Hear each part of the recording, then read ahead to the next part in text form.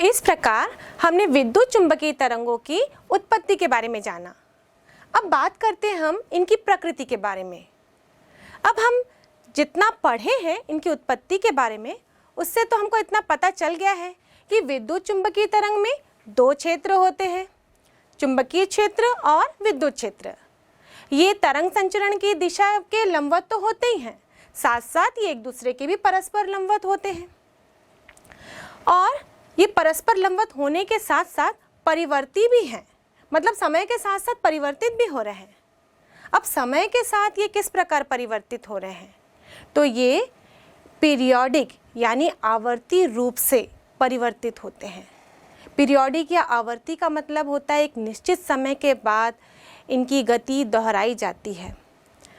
मतलब जब ये परिवर्तन होता है इसमें, तो वो निश्चित समय के बाद परिवर्तन रिपीट होते जाता है। इसलिए किस प्रकार गमन करते हैं, एक ज्यावक्रीय रूप में या साइनोसॉइडल कर्व के रूप में गति करते हैं। और जब ये गति करते हैं तो इनमें खास बात ये होती है कि ये दोनों ही क्षेत्र यानी कि विद्युत क्षेत्र और चुंबकीय क्षेत्र, इनके जो सदिश हैं वो समान रूप से परिवर्तन करते हैं, या परिवर्तन करते समय इनकी स्थिति समान होती है। कहने का अर्थ है जब विद्युत क्षेत्र का मान शून्य होता है तो चुंबकीय क्षेत्र का मान भी शून्य होता है, और जब चुंबकीय क्षेत्र का मान अधिक होता है तो विद्युत क्षेत्र का मान भी अधिक होता है। इसका मतलब हम कह सकते हैं कि ये दोनों परिवर्तन की समान स्थिति से गुजरते हैं, और दूसरे शब्दों में हम कहें तो इनके बीच में कोई कलांतर नहीं होता, ये समान कला में होते हैं। इस प्रकार हमने विद्युत चुंबकीय तरंगों में विद्युत क्षेत्र और चुंबकीय क्षेत्र के बारे में जान लिया। अब ये दोनों ही क्षेत्र ऊर्जा का संचरण करते हैं, क्योंकि एक विद्युत चुंबकीय तरंग वो ऊर्जा का ही तो संचरण करता है। अब इन दोनों क्या समान रूप से ऊर्जा का संचरण करते हैं? क्या विद्युत चुंबकीय तरंगों में दोनों की भूमिका समान है? क्योंकि ये दोनों एक दूसरे के स्रोत हैं, एक दूसरे के कारण ही उत्पन्न हो रहे हैं, पर क्या उस तरंग के संचरण में इन दोनों की सहभागिता समान है? ये हम समझते हैं किस प्रकार, यदि हम देखें कि इस चुंबकीय क्षेत्र और विद्युत क्षेत्र जो समय के साथ साथ परिवर्ती है, इनके परिमाणों का अनुपात लिया जाए। मतलब हम विद्युत क्षेत्र के परिमाण का अनुपात चुंबकीय क्षेत्र के परिमाण के अनुपात के साथ लें किसी क्षण, क्योंकि ये क्षण के साथ तो बदल रहा है दोनों का परिमाण। तो किसी क्षण t में हमने विद्युत क्षेत्र और चुंबकीय क्षेत्र के परिमाणों का अनुपात लिया है। तो इन दोनों का अनुपात जो होता है वो एक नियत राशि पाई गई है, उसका मान नियत प्राप्त होता है, और ये मान प्रकाश के वेग के तुल्य पाया गया है। प्रकाश का वेग कितना होता है निर्वात में? प्रकाश का वेग होता है 3 × 10⁸ मीटर प्रति सेकंड। तो जो ये अनुपात भी हमने देखा, विद्युत क्षेत्र के परिमाण और चुंबकीय क्षेत्र के परिमाण का अनुपात, तो ये अनुपात भी नियत पाया गया और प्रकाश के वेग के तुल्य मिला। मतलब यदि हम विद्युत क्षेत्र का आयाम लें, आयाम मतलब होता है अधिकतम विस्थापन का मान, क्योंकि वो जब परिवर्तन कर रहा है तो मान 0 से अधिकतम हो रहा है, अधिकतम से फिर न्यूनतम हो रहा है, तो जो अधिकतम विस्थापन होता है उसे हम आयाम कहते हैं। तो यदि हम विद्युत क्षेत्र का आयाम यदि E0 और चुंबकीय क्षेत्र का आयाम यानी कि B0, इन दोनों का अनुपात लें तो ये बराबर होता है C के। C यानी निर्वात में वायु का वेग, जो कि बराबर होता है 3 × 10⁸ मीटर प्रति सेकंड। तो इस प्रकार हम देखें इस फॉर्मूले से, तो हम C बराबर लिखते हैं E0/B0, और B0 का मान यदि हम देखें, मतलब चुंबकीय क्षेत्र के अधिकतम आयाम का मान हम देखें, तो वो प्राप्त होगा E0/C। C का मान जो है वो काफ़ी बड़ा है, अभी जैसे मैंने बताया आपको ये मान काफ़ी बड़ा है। तो यदि मैं E0 को C से भाग दूं तो जो हम देखें B का मान हमको प्राप्त होगा वो बहुत ही कम होगा। अगर कंपेयर करें हम लोग E0 और B0 के मान को, मतलब विद्युत क्षेत्र के अधिकतम मान यानी आयाम को हम चुंबकीय क्षेत्र के आयाम से तुलना करें तो चुंबकीय क्षेत्र का आयाम कम मिलेगा, क्योंकि हम बहुत बड़ी राशि से भाग दे रहे हैं। C से हम भाग दे रहे हैं मतलब ये राशि बहुत बड़ी है, इससे हम यदि भाग दे रहे हैं तो B का मान बहुत ही कम प्राप्त होता है, यानी B सदिश जो है वो बहुत ही वीक है यानी क्षीण है। तो अगर हम विद्युत क्षेत्र और चुंबकीय क्षेत्र की तुलना करें तो यहाँ पे प्रभावित करने वाला क्षेत्र विद्युत क्षेत्र है और जो क्षीण वीक क्षेत्र है वो चुंबकीय क्षेत्र है। तो जब हम बात करें विद्युत चुंबकीय तरंगों के गुणों के बारे में तो हम जानते हैं कि विद्युत चुंबकीय तरंग फोटोग्राफिक प्लेट को अफेक्ट करते हैं। तो ये जो इफेक्ट है, जो प्रभाव है, वो किसके कारण होगा? जो क्षेत्र ज़्यादा प्रभावशाली है। तो ये फोटोग्राफिक प्लेट पर जो प्रभाव पड़ता है वो पड़ता है विद्युत क्षेत्र सदिश के कारण। वैसे ही हम बात करें कि हमको चीज़ें क्यों दिखाई देती है, क्योंकि सारी जगह प्रकाश है। यदि इस कमरे में ही मैं पूरा अंधेरा कर दूं तो क्या होता है, सामने सारी वस्तुएं रखी हैं फिर भी वो हम लोग को दिखाई नहीं देती हैं, क्योंकि प्रकाश वहाँ मौजूद नहीं होता। विद्युत चुंबकीय तरंगों में जो प्रकाश, जो दृश्य पोर्शन है, जो विद्युत चुंबकीय तरंगों का दृश्य पार्ट है, अगर उसके प्रभाव की बात करें जिसके कारण हमको प्रकाशिक प्रभाव अनुभव होता है तो वो भी किसके कारण होता है? वो भी विद्युत क्षेत्र के कारण ही होता है, क्योंकि विद्युत क्षेत्र सदिश ही हमारी रेटिना को प्रभावित करते हैं। हमारी रेटिना इन विद्युत क्षेत्र सदिश के लिए ही सेंसिटिव होती है। तो हम कह सकते हैं कि जो चुंबकीय क्षेत्र का प्रकाशीय प्रभाव होता है वो भी किसके कारण होता है? विद्युत क्षेत्र के कारण होता है। मैक्सवेल के अनुसार निर्वात में प्रकाश के वेग का सूत्र है C बराबर √μ0 इंटू एप्सिलॉन नॉट, जहाँ पे μ0 निर्वात की चुंबकशीलता होती है और एप्सिलॉन नॉट निर्वात की विद्युतशीलता होती है। यदि हम μ0 और एप्सिलॉन नॉट का मान इस सूत्र में रखें तो हम इस सूत्र की सहायता से प्रकाश के वेग को कैलकुलेट कर सकते हैं। प्रकाश का वेग यानी हम विद्युत चुंबकीय तरंगों के वेग को कैलकुलेट कर सकते हैं। तो हम इसमें मान रखते हैं, तो μ0 का मान कितना होता है? μ0 का मान यदि हम देखें तो ये होता है 4 पाई इंटू 10⁻⁷ न्यूटन प्रति एम्पियर स्क्वायर, और एप्सिलॉन नॉट का मान यदि हम देखें तो ये होता है 8.86 इंटू 10⁻⁻12 कूलम स्क्वायर प्रति न्यूटन मीटर स्क्वायर। अब इस मान को हम C के सूत्र में डालते हैं और कैलकुलेशन करते हैं, हम इसको सरल करते हैं तो C का वैल्यू हमको प्राप्त होता है 3 इंटू 10⁸ मीटर प्रति सेकेंड, या हम कह सकते हैं 3 लाख किलोमीटर प्रति सेकेंड हमको ये मान प्राप्त होता है। और यही निर्वात में प्रकाश का वेग है। यदि प्रकाश किसी पारदर्शी माध्यम से गमन करती है, पारदर्शी माध्यम से जब प्रकाश गमन करती है तो क्या होता है? वो अपने मार्ग से विचलित हो जाती है, क्योंकि उसके वेग में परिवर्तन आता है। इस घटना को हम अपवर्तन के नाम से जानते हैं। और अपवर्तन क्यों होता है? क्योंकि प्रकाश के वेग में परिवर्तन हो जाता है। तो यह प्रकाश का वेग कितना होगा? तो यदि हम एक पारदर्शी माध्यम ले रहे हैं, जिस पारदर्शी माध्यम के लिए यदि हम बात करें उस माध्यम की निरपेक्ष चुंबकशीलता म्यू हो और उस माध्यम की निरपेक्ष विद्युतशीलता एप्सिलॉन हो, तो उस माध्यम में प्रकाश का वेग दिया जाएगा सूत्र V बराबर 1/√μ इंटू एप्सिलॉन, जहाँ पर म्यू और एप्सिलॉन का मान हम रख के कैलकुलेशन करेंगे तो हमको उस माध्यम में प्रकाश की चाल का मान ज्ञात हो जाएगा। अब हम देखें कि इस माध्यम का अपवर्तनांक क्या होगा, क्योंकि अगर प्रकाश बैंड हो रही है, अपने मार्ग से विचलित हो रही है, तो ये निश्चित उस माध्यम के अपवर्तनांक के कारण हो रही है। तो यदि हम इस माध्यम के अपवर्तनांक को निकालने का प्रयास करें, अपवर्तनांक का सूत्र क्या होता है? मान लो हमने अपवर्तनांक को दर्शाया है n से, तो अपवर्तनांक का फॉर्मूला होगा n बराबर निर्वात में प्रकाश का वेग अपॉन माध्यम में प्रकाश का वेग, यानी n बराबर होगा C/V। अब C का मान रख देते हैं।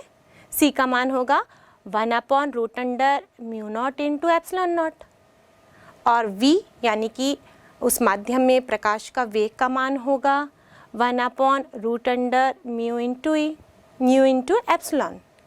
अब इसको हम लोग कैलकुलेशन करते हैं तो ये डिनोमिनेटर में है और अपॉन में है, तो जब इसको हम लोग रिवर्स करते हैं तो ये ऊपर चला जाता है।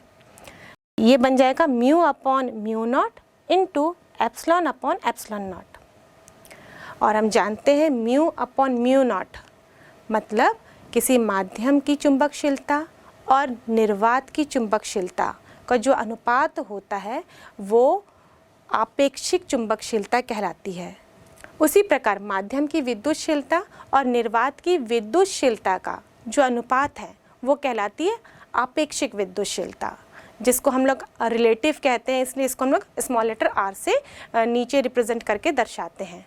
तो हम यहाँ पर फॉर्मूला लिखेंगे n बराबर यानी कि अपवर्तनांक बराबर हो जाएगा √μr इंटू एप्सिलॉन r, जहाँ μr ये रिलेटिव, ठीक है, यानी कि आपेक्षिक चुंबकशीलता है और एप्सिलॉन r है वो आपेक्षिक विद्युतशीलता है। यदि हमने एक ऐसा माध्यम लिया है जो कि अचुंबकीय है, अचुंबकीय मतलब इसमें चुंबकीय गुण नहीं है, तो उस कंडीशन में हम लोग म्यू आर का मान 1 लेंगे, क्योंकि ऐसा माध्यम जो कि अचुंबकीय हो उसके लिए म्यू आर का मान 1 होता है। इस कंडीशन में जो अपवर्तनांक होगा उसका सीधे सूत्र बन जाता है म्यू बराबर √एप्सिलॉन आर। उस समय जो अपवर्तनांक होता है वो किस पे निर्भर करता है, वो सीधे सीधे निर्भर करता है विद्युतशीलता यानी कि आपेक्षिक विद्युतशीलता पर। इसीलिए हम कहते हैं कि जो विद्युत चुंबकीय तरंगों में प्रकाशीय प्रभाव होता है वो किसके कारण होता है, वो होता है विद्युत क्षेत्र सदिश के कारण।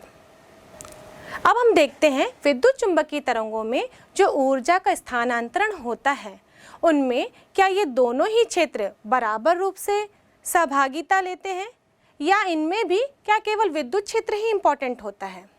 इसके लिए हम सबसे पहले ऊर्जा घनत्व के बारे में जानते हैं। प्रति एकांक आयतन में जितनी ऊर्जा का स्थानांतरण होता है या संचरण होता है उसे हम ऊर्जा घनत्व से जानते हैं।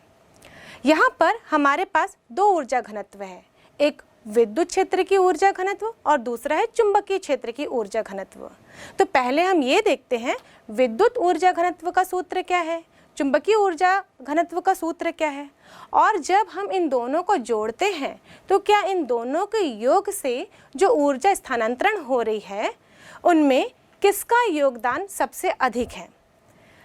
जब हम चुंबकीय ऊर्जा घनत्व की बात करें तो इसको हम दर्शाते हैं UB से, B चुंबकीय क्षेत्र के लिए, और इस ऊर्जा घनत्व का सूत्र होता है 1/2 B²/μ0। निर्वात की बात कर रहे हैं हम, इसलिए हमने यहाँ पर μ0 लिखा। यदि हम बात करें विद्युत ऊर्जा घनत्व की तो विद्युत ऊर्जा घनत्व को हम दर्शाएंगे UE से। UE बराबर होगा 1/2 एप्सिलॉन नॉट E²। यहाँ एप्सिलॉन नॉट निर्वात की विद्युतशीलता है। अब हम कुल ऊर्जा स्थानांतरण की, ऊर्जा संचरण की बात करें या कुल ऊर्जा घनत्व की बात करें तो हम लिखेंगे U बराबर UE प्लस UB। दोनों को हम योग करते हैं, बाद में हम देखेंगे कि किसका योगदान अधिक है। पहले तो हम ये जानते हैं कि यहाँ पर 2 सदिश हैं यानी 2 क्षेत्र हैं, विद्युत और चुंबकीय क्षेत्र, तो दोनों का योगदान से ही यहाँ पर ऊर्जा का संचरण हो रहा है। तो इसलिए हमने कुल ऊर्जा घनत्व के में U बराबर लिखा है UE प्लस UB। अब हम फॉर्मूले में मान रख देते हैं तो हमारे पास फॉर्मूला बनेगा U बराबर ½ epsilon not E² plus ½ B²/μ0। यहाँ पर E और B मतलब विद्युत क्षेत्र और चुंबकीय क्षेत्र ये तो समय परिवर्ती हैं, और किस तरह से परिवर्ती हैं, ज्यावक्रीय रूप से। तो इनका मान बदलते जा रहा है ज्यावक्रीय रूप से, यानी आवर्ती रूप से ये पीरियोडिक है और बदलते जा रहे हैं। तो यदि हम इनका औसत लेंगे, जब भी ऐसा कोई फंक्शन हो जो साइनोसॉइडल कर्व के फॉर्म में हो, तो अगर हम ऐसे का अगर औसत लेते हैं तो हमको औसत वैल्यू हमेशा शून्य प्राप्त होता है। बाकी वास्तव में तो वहाँ मान शून्य नहीं है, पर अगर हम औसत लेंगे तो मान शून्य होगा, क्योंकि इसका अधिकतम आयाम एक भाग में जितना है इसके विपरीत भाग में भी उतना ही है। तो जब हम जोड़ते हैं तो मान शून्य मिल जाता है। इसलिए हम ऐसी स्थिति में क्या लेते हैं, वर्ग माध्य मूल मान, यानी कि RMS वैल्यू। तो जब हम औसत ऊर्जा घनत्व निकालेंगे तब हम विद्युत क्षेत्र की भी ऊर्जा घनत्व का औसत लेंगे और चुंबकीय क्षेत्र की ऊर्जा का भी औसत लेंगे। उस कंडीशन में जिस प्रकार हमने E और B लिखा था, मतलब समय के साथ साथ E और B के मान में तो परिवर्तन हो रहे हैं, तो वहाँ पर हम ERMS और BRMS मतलब विद्युत क्षेत्र का वर्ग माध्य मूल मान लेंगे और चुंबकीय क्षेत्र का भी वर्ग माध्य मूल मान लेंगे। तो अब हम औसत ऊर्जा घनत्व निकालते हैं, U एवरेज लिखेंगे। U एवरेज बराबर हो जाएगा half epsilon not, E square के जगह हम लिखेंगे ERMS square plus half BRMS square upon mu naught. अब हम विद्युत क्षेत्र का RMS मान और चुंबकीय क्षेत्र का RMS मान यहाँ पर रखते हैं। हम जानते हैं कि किसी भी परिवर्ती फंक्शन में जब RMS मान निकाला जाता है तो वो उसके आयाम यानी कि शिखर मानने का 1/√2 टाइम्स होता है। मतलब जो शिखर मान रहता है उसको हम लोग √2 से भाग देते हैं।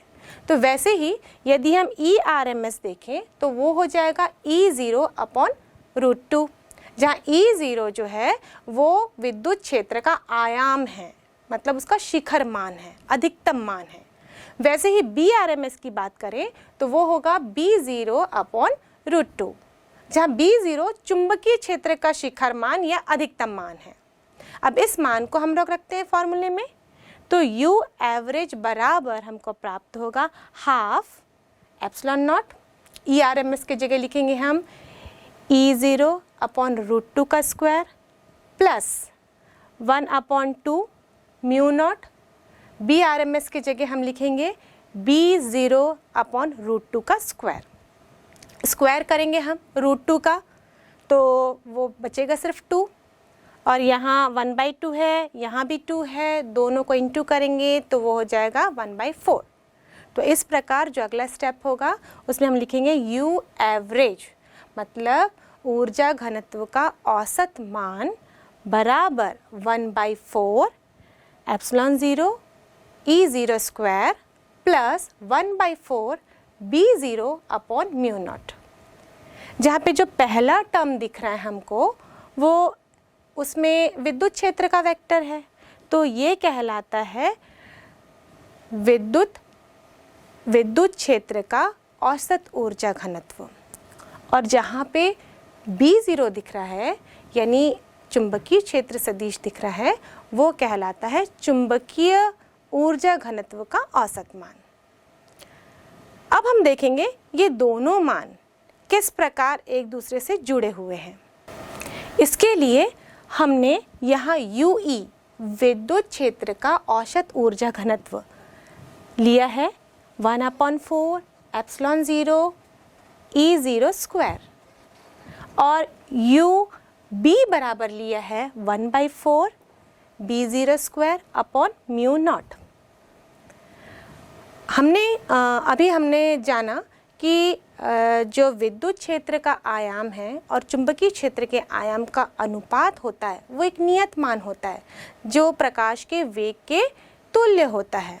तो हम यहाँ लिखते हैं E0/B0 = c, प्रकाश का वेग। तो यहाँ से हमको प्राप्त होगा E0 बराबर c × B0। अब इस मान को मैं UE में रख देती हूँ, तो UE बराबर मुझे मिलेगा 1/4 एप्सिलॉन 0। यहाँ E0 के स्थान पर हमने लिखा है CB0 और स्क्वायर है तो स्क्वायर लगा दिया। अब ये स्क्वायर C के ऊपर भी लगेगा, B0 के ऊपर भी लगेगा। तो नेक्स्ट स्टेप में हम लिखेंगे UE बराबर 1/4 epsilon 0 C square B0 square. हमने ये भी जाना कि C का फॉर्मूला मैक्सवेल के द्वारा किस प्रकार दिया गया था। C बराबर हम लिखते हैं 1/√2 mu naught into epsilon not. अगर दोनों पक्षों का स्क्वायर करें हम यहाँ पर तो सी स्क्वायर बराबर मिलता है 1/μ0 मतलब mu naught into epsilon not. अब इस मान को इस समीकरण में लिख देते हैं। सी हमारे पास है तो सी स्क्वायर के स्थान पर हम उसका मान लिख देते हैं। तो जो नेक्स्ट स्टेप में हमको विद्युत ऊर्जा के घनत्व का जो औसत मान मिलेगा UE बराबर वो होगा 1/4 एप्सिलॉन नॉट, सी स्क्वायर की जगह हम लिख रहे हैं 1/μ0 एप्सिलॉन नॉट इंटू B0 का स्क्वायर। अब यहाँ से हम देखें तो एप्सिलॉन नॉट कैंसिल हो जाएगा और हमारे पास बचता है UE बराबर 1/4 B0 square upon mu naught. और ये किसके बराबर है? ये बराबर है चुंबकीय ऊर्जा घनत्व के औसत मान के बराबर, यानी इसको हम लिख सकते हैं UB के बराबर। इसका मतलब विद्युत क्षेत्र की औसत ऊर्जा घनत्व और चुंबकीय क्षेत्र की औसत ऊर्जा घनत्व दोनों बराबर होते हैं। इसका मतलब जब विद्युत चुंबकीय तरंग ऊर्जा को संचरित करती है तो ये ऊर्जा दोनों ही क्षेत्रों में समान रूप से वितरित हो जाती है। क्योंकि हम देख रहे हैं दोनों का मान बराबर आ रहा है, इसका मतलब दोनों की ऊर्जा मिलाकर ही यहाँ पर ऊर्जा का संचरण हो रहा है। तो जो ऊर्जा विद्युत चुंबकीय तरंग संचरित करती है उसमें विद्युत क्षेत्र की औसत ऊर्जा घनत्व और चुंबकीय क्षेत्र की औसत ऊर्जा घनत्व का बराबर योगदान होता है। भले ही फोटोग्राफिक प्लेट को अफेक्ट करने में, प्रभावित करने में केवल विद्युत क्षेत्र ही प्रभावशाली होता है, हमारी रेटिना को प्रभावित करने में विद्युत क्षेत्र सदिश ही प्रभावशाली होता है, लेकिन ऊर्जा का स्थानांतरण में विद्युत क्षेत्र सदिश और चुंबकीय क्षेत्र सदिश दोनों का बराबर समान रूप से योगदान होता है।